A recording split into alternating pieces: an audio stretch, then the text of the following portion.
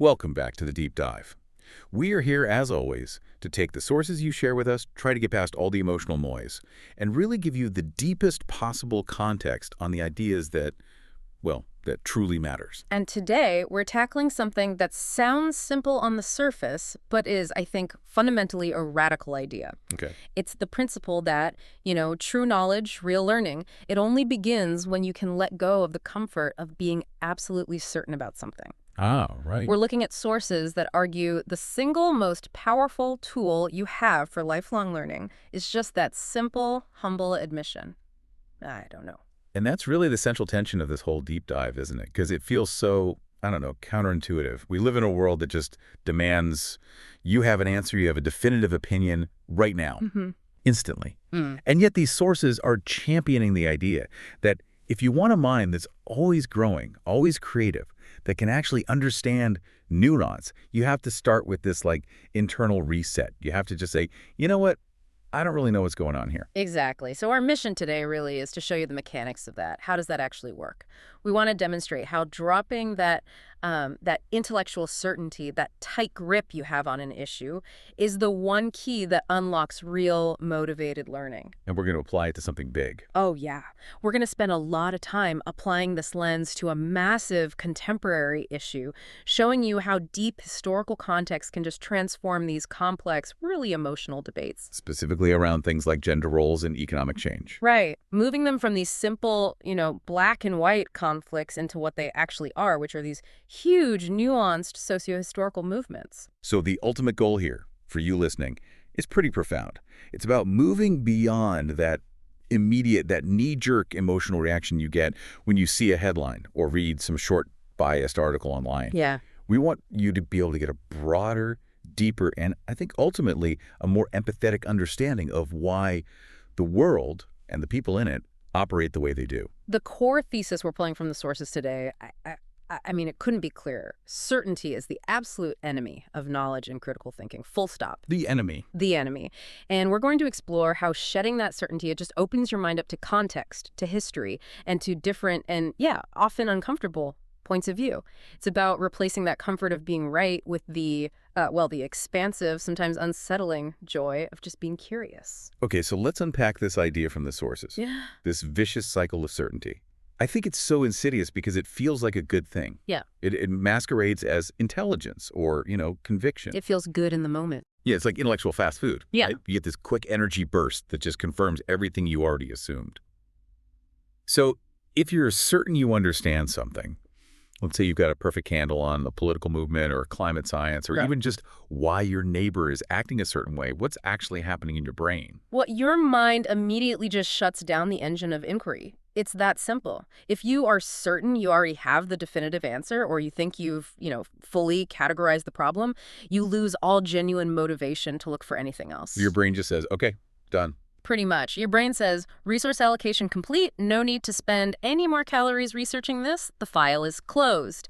It's an efficiency mechanism that's just, it's gone wrong in the modern world. And that's the trap, that cognitive closure. The sources say certainty leads directly to a massive, just a huge lack of curiosity. If you believe you know everything there is to know about the economy because you read a few Twitter threads or some op-eds, why on earth would you then go spend weeks reading a 600-page historical book on 19th century economics? You just wouldn't. The motivation is completely gone. Yeah. That certainty acts like a deadbolt on the library door. Right. And this is precisely why we see this failure to engage with deep context. If you feel fully informed, there is absolutely no motivation to read books, or to look for points of view that disagree with you, or to seek out material that covers the whole context of the history involved. You become intellectually stagnant. You do, but you don't even realize it, because our modern information ecosystem is just constantly feeding you little bits of validation. And that ecosystem, the sources argue, is also where we find this very specific modern barrier to learning. It so often starts online. We all know the scenario, right? Yeah. Scrolling, you read a quick one-sided emotionally charged article, something that was literally designed to be a trigger. Oh, yeah. And what's the immediate overriding reaction? You get all angry. That visceral emotional spike, that feeling of outrage, or even the feeling of validation. That's exactly what's fueled by this intellectual certainty. You read a headline that confirms a bias you already had. But it feels good. It feels good. It feels like knowledge. But what it's really doing is closing the door on critical thought. It's locking you into this tight, narrow, emotionally charged narrative. And the source material here is, I mean, it's remarkably blunt about what this behavior leads to. It labels reacting this way over and over without seeking context. Yeah. It calls it stupidity. Yeah, and we have to spend a minute on that word because it's so easily misinterpreted. For sure. To be perfectly clear, that label isn't about someone's inherent intelligence. It's not about their IQ. It's about intellectual behavior. It's about the process of learning. Okay. The stupidity in this specific context is the action of reading one single, one-sided article that was designed for outrage and then letting that one narrow piece of information completely cement your worldview, inflame your emotions, and just stop all further inquiry. So you think you have the whole picture from one tiny piece? Exactly. That article gives you this false sense of comprehensive understanding. You walk away thinking, okay, I know exactly why this is happening, and it's this group's fault, and the solution is obviously this. I appreciate you clarifying that. So the stupidity isn't the person, it's the intellectual arrogance, I guess. The assumption that this massive, complex issue can be solved with a single paragraph. That's it. But let me challenge this a bit, because I can hear someone listening thinking, okay, if I embrace this I don't know thing, how do I even function? Doesn't a leader or a CEO or even just a functional citizen need some degree of certainty to make decisions? That is a critical question, and the sources are absolutely not advocating for some kind of, paralyzing intellectual nihilism. They are advocating for intellectual humility. Okay, so what's the difference? Certainty in this context is the belief that your current understanding is permanent and complete. It's mutable. Humility, on the other hand, allows for what you could call provisional knowledge. Provisional knowledge, I like that. You can make a decision based on the best information you have right now, but you remain completely open to new data that might prove your current understanding is incomplete, or maybe even flat out wrong. So it's not about being paralyzed by indecision, it's about acknowledging that there's always more to the story. Exactly. The feeling of knowing is a comfortable endpoint, but it's totally destructive to your growth. The moment you are able to, as the source says, drop that kind of stupidity, you're actively admitting that the information you just consumed was probably narrow, almost certainly biased, and crucially that you need context. Right. You start to see that the single article was just the surface wave. Yes, and you realize you need to understand the deep structural currents that are moving underneath it. So this all brings us to this necessary shift. Intellectual humility. It really sounds like it's a psychological adjustment as much as it is an intellectual one. It is the only guaranteed path to becoming a lifelong learner, the only way to keep your mind open and creative and constantly improving. You have to actively drop the certainty that you know what you think you know. And that requires what? Just recognizing that the world is more complex than it seems? It requires recognizing that the world is inherently mysterious, especially the behavior of other people or the path of these huge societal forces. You have to step back from the heated arguments about politics or the climate or social issues and honestly, just to yourself, say, I really don't know what's going on here. I don't get it. I do not understand why people are acting this way or why these forces are unfolding. It's like the old philosopher said, that's the beginning of wisdom. It is. That humility creates this cognitive space, this void that curiosity then rushes in to fill. If you think you already know the solution to poverty, why would you bother reading complex economic theory? You wouldn't. But if you admit you're genuinely baffled by, say, the persistence of political polarization, you are now motivated, truly motivated, to go read the history of it in America, maybe all the way back to the Civil War, or even further. It just flips a switch in your brain. It moves your internal state from that emotional reaction, the anger and the certainty, to a state of motivated inquiry, the desire for real context.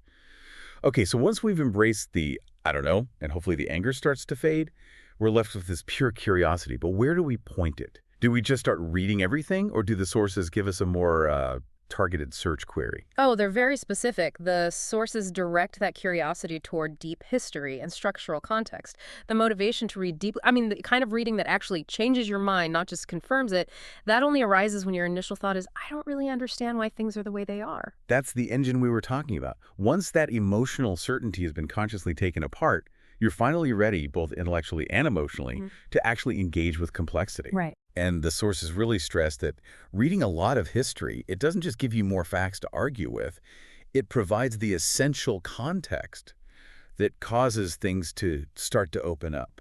Let's focus on that phrase for a second. Open up. What does that actually mean?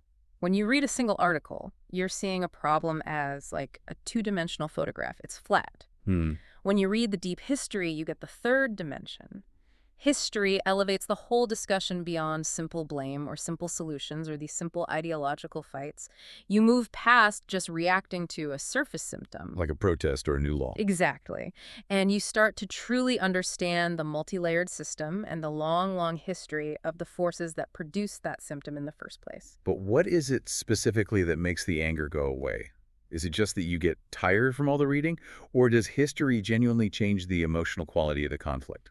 It fundamentally changes the emotional quality. Anger is a short-term emotion, right? It's usually triggered by what you perceive as intentional malice or injustice happening right now. History kind of removes that perception of immediate malice. When you see that today's political fight is just the latest version of a structural conflict that's been playing out for 150 years, like the tension between federal power and local control, you stop seeing the people involved as just villains. You start seeing them as what? As actors who are caught within these massive, unavoidable structural currents. The anger gets replaced by understanding, and real understanding requires a level of empathy. That is a really powerful reframing. So instead of arguing about who is to blame for the economic numbers last month, you're now motivated to read about why the global economic systems that led to that were built in the first place. Exactly, or what previous downturns looked like. And the sources gave us a very specific, actionable list of where we should apply this historical lens right now to understand some of today's biggest social tensions. Okay, what's on the list? Well, if you are struggling to understand the current debates around work and identity and social roles, the sources say you must be motivated to read the deep history on a few things. First up, we need to focus on the huge shifts of deindustrialization, particularly starting in the 1950s, and then just accelerating across the globe after that. This is absolutely crucial for understanding the economic shifts under all the modern social debates. Second, the context of women entering the workplace, not just as individuals, but in large structural sustained numbers. I mean, this is a massive structural change that has fundamentally redefined family life, economic power, you name it. We're still trying to figure it all out. And third, the historical conditions for women in the 18th and 19th centuries, and, crucially, for a long, long time before that. Right. You absolutely cannot understand the speed and the tension of the last 50 years if you don't understand the profound suppression and deprivation that came before it for centuries, or even millennia. So by focusing that intellectual humility we talked about on these three critical areas, you arm yourself with the context you need to approach today's arguments with real nuance. You stop seeing these huge, complex groups of people as monolithic enemies, and you start seeing them as populations who are just reacting to historical momentum and technological forces that are bigger than any one of us. All right. This is the part of the deep dive where we put it all together. The sources use a very specific, very sensitive, and frankly, very charged contemporary issue as a case study. The problems and challenges facing boys and young men today. And I want to be clear, the source material expresses deep empathy for this situation. It acknowledges without any hesitation that this is a serious issue that has to be addressed, whether you're looking at educational outcomes, mental health, or, just finding a place in the modern economy. It is a problem that needs serious attention and really thoughtful structural solutions. But the sources show that the critical failure often happens when we try to address it with this intellectual narrow-mindedness. Meaning, when people fail to apply that deep historical context, when they rely on certainty and anger, they just default to that emotional narrow reaction. And that almost always devolves immediately into an us versus them conflict. Men versus women, boys versus girls. Exactly. Or traditionalists versus modernists, whatever the binary is. And that immediate black and white reaction, it blinds you to the historical drivers that actually created the problem in the first place. So let's apply the context, starting with this massive economic revolution that changed the definition of male identity, deindustrialization. Right. And reading the history shows us that similar challenges to male identity and employment, they've happened before. You can think of, say, agricultural workers being displaced by tractors and combines, or skilled artisans being displaced by the first industrial revolution. But this one feels different. Well, the current version, which really started after World War II and then accelerated like crazy into the 70s and 80s, It's driven by a profound socioeconomic cause. The country, and really the whole Western world, has become fundamentally deindustrialized. Human labor in factories has been largely replaced or, augmented by automation. We can't just say jobs disappeared, though. We have to understand the specific type of job that was lost. The sources really highlight that the blue-collar jobs, the traditional roles, focused on physically making and building things in stable, unionized factories or mines. All that heavy industry, it's largely vanished from the American landscape. And this wasn't just an economic loss. The sources frame it as a cultural and psychological earthquake. Absolutely. Those specific jobs, they provided reliable family-supporting income, sure, but they also defined physical capability, and they anchored a sense of masculine identity for huge parts of the population. The identity was tied to something you could touch. Exactly. It was tied directly to a tangible output. You built a car, you mined the coal, you made the steel. That was the validation. And when that identity, the primary way you define yourself as the provider, the builder, the guy who works with his hands, when that is made obsolete by a machine or it gets outsourced to a global supply chain, the shockwave is cultural, it's profound, and it often lasts for generations. This technological and economic shift delivered a huge blow to blue-collar male employment and, crucially, to the male sense of who they are. Sociologists have documented this. You see dramatic increases in psychological distress in these communities. Because the breadwinner role, it wasn't just a financial title, it was a source of status, of community belonging. When the factory closed, that whole structure just vanished. It did. Now, here's the absolutely critical point. This deflation of the blue-collar male identity and economic anchor. It was happening at the exact same time as a profound societal acceleration in another direction. So while the traditional male economy was contracting, Women were gaining rights, advancing rapidly in culture, society, and education, and establishing themselves as major economic contributors outside of the home. so you have to hold both of those truths at once. You have to. The confluence of these two massive forces is the essential context. As men were losing their primary economic anchors and their stable inherited identities, women were gaining theirs, often through the service and knowledge economies that were replacing the factories. And the sources say this directly deflated the male ego. It did, particularly around that sense of being the sole, indispensable breadwinner. It's not just that men were being told they weren't needed. The economic reality itself was changing, forcing this sudden, very stressful redefinition of roles and power dynamics that had been stable for generations. This is exactly where that certainty will fail you. Yeah. If you only read the history of deindustrialization and the rise of the female earner, you might feel completely justified in that simple us versus them reaction. That women are winning at the expense of men. But the sources mandate that this is only half the context, and it ignores thousands of years of systemic imbalance that came before it.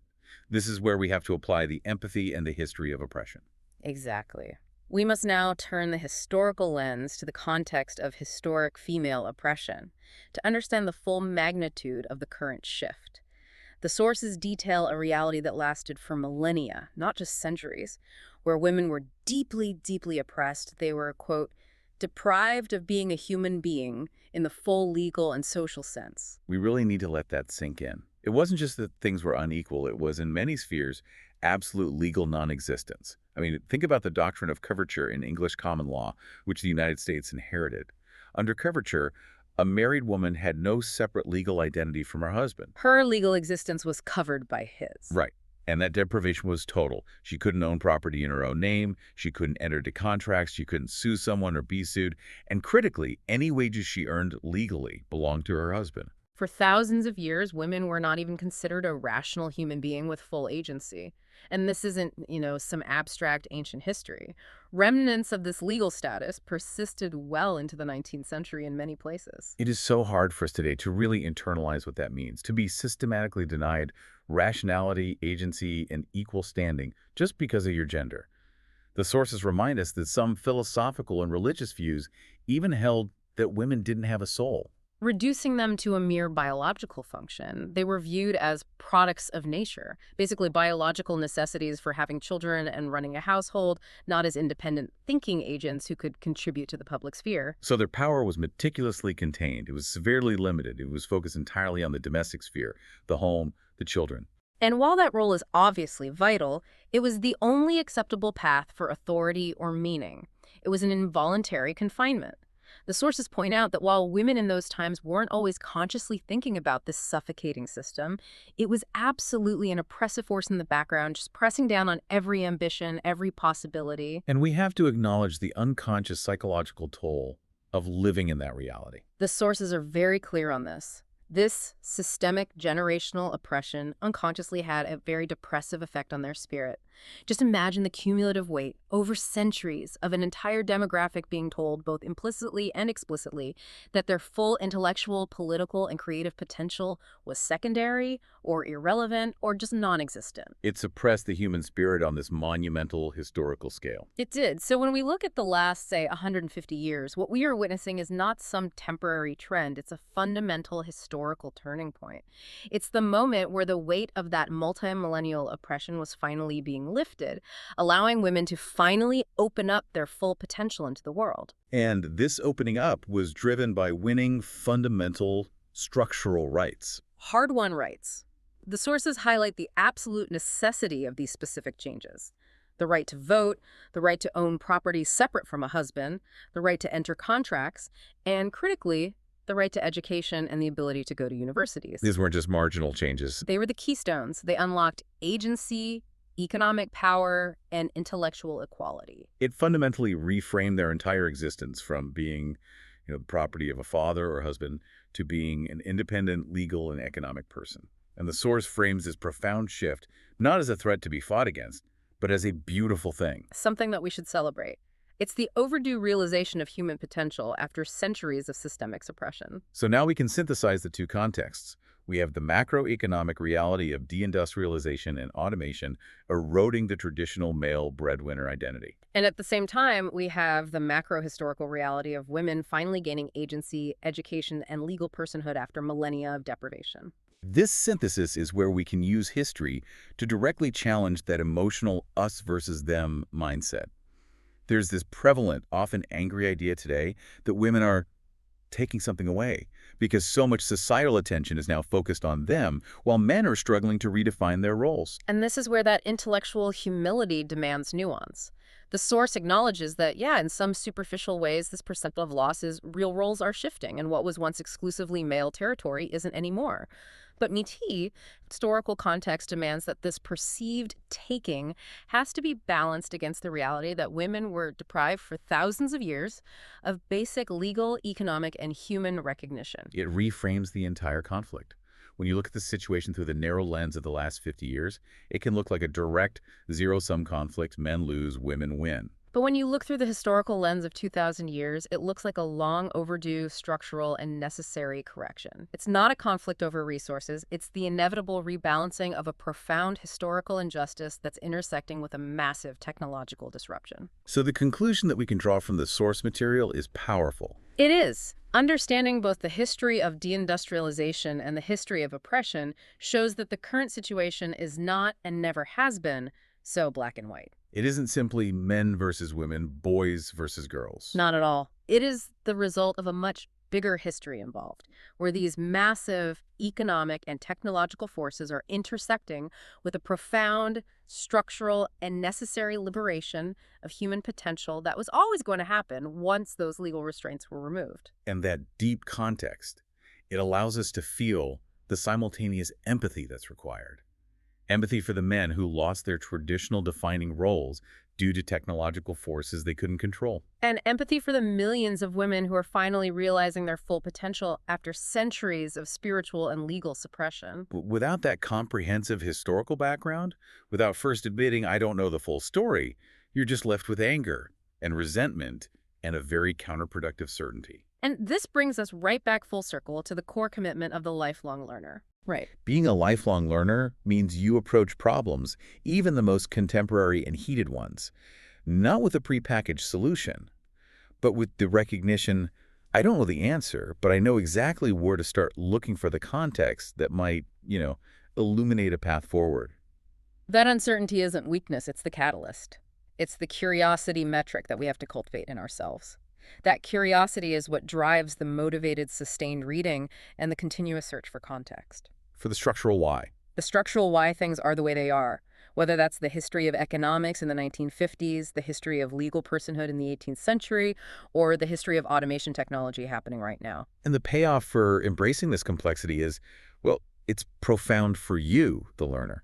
By embracing that initial admission that you don't know, you gain the understanding that allows you to just step back from all that emotional reactivity. You can view these complex issues, economic shifts, gender dynamics, political polarization, with nuance, with empathy, and with that crucial historical depth, rather than through the narrow lens of, tribal grievance. You move from reacting violently to a symptom, that one inflammatory headline, to actually understanding the historical system that produced it. Right. And that level of comprehensive, patient understanding is the hallmark of true knowledge. It's so much more valuable than the fleeting comfort of a simple certainty. It allows you to build a kind of intellectual immune system, an immune system that resists the lure of that one-sided internet article that promises easy anger and even easier answers. You start to recognize that the world isn't simple. You recognize that the world is a series of overlapping, often contradictory historical forces, and that today's headlines are merely the newest, shortest chapter in a very, very old, complex, and structural story. And that is the commitment. To treat the world as mysterious, to question what we think we know, and to continuously seek the context that only history can provide. So to quickly summarize the core lesson we've distilled from this deep dive into the source material, drop certainty, embrace the admission, I don't know, and then seek deep historical context, specifically around these huge structural shifts like deindustrialization, the historical deprivation of fundamental rights, and the subsequent inevitable and necessary rise of women. And here's the final provocative thought for you to carry forward, building on these structural insights we've been discussing today. Okay. We've seen that these profoundly entrenched economic and social structures, like the traditional male breadwinner role or centuries of female oppression, they only yielded when they were confronted by massive, tectonic, unavoidable historical forces. Like automation, or the fight for legal rights, like owning property or voting. Exactly. So if those massive structures only change due to forces that were far beyond the control of any single generation, what are the future, currently unforeseen technological or cultural shifts? Things like artificial intelligence completely restructuring the white-collar and knowledge workforce, or exponential changes in global connectivity. What are the forces that might fundamentally redefine our current social roles, our current identities, and our assumed certainties? So the question for you listening is, what bedrock assumptions do you hold today about the nature of work, or the definitions of gender, or the pathway to success? That in 50 years might look just as historically temporary and structurally contingent as the blue-collar male identity of the 1950s or the female identity of the 18th century. The answer to that future-facing question begins, as always, with, I really don't know yet. Keep reading, keep searching.